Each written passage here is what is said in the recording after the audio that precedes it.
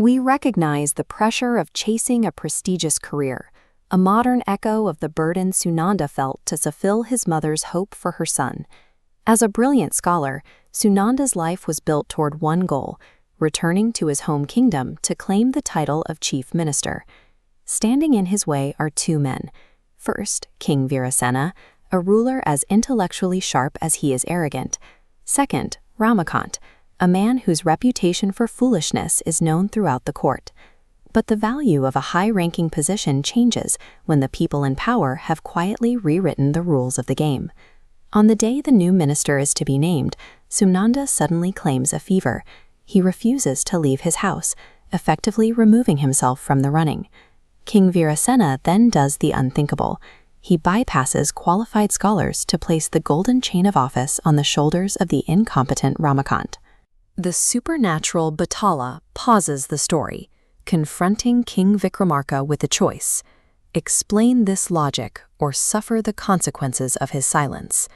The spirit poses the question: did Sunanda's elite education fail to give him common sense, or was he simply too proud to work alongside a fool? The mystery isn't why a king hired an idiot, but why a genius saw the outcome and chose to stay home. Solving the riddle requires stripping away the shock of the appointment and looking at the cold mechanics of the royal court. We start with Virasena. He is arrogant, but he is a proven, sharp-witted strategist. If an intelligent leader makes a decision that looks like a blunder, it's a calculated move. Virasena isn't looking for a peer to challenge his ideas. He needs a puppet to validate them, someone offering no resistance to his ego. In this environment, the office of minister is stripped of its function. It is a hollow title used for decoration. In a hierarchy ruled by absolute ego, a brilliant subordinate is a threat to be managed, not an asset to be heard. Sunanda's fever was a strategic exit. He diagnosed the health of the court before he ever set foot in it.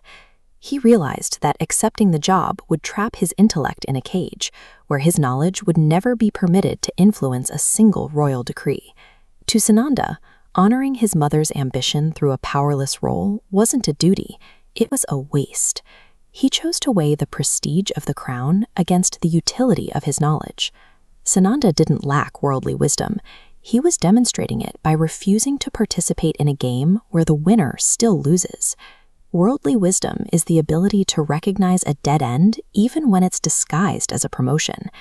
Instead of chasing a title in a corrupt court, Sunanda chose a different obligation, the duty to pass his knowledge to the next generation.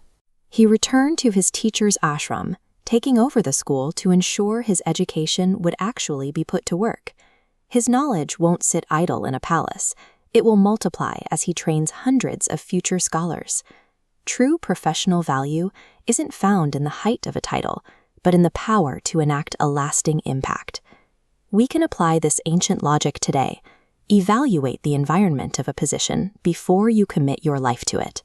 Do not let the shine of a prestigious title blind you to whether the role actually allows you to do the work you were trained for.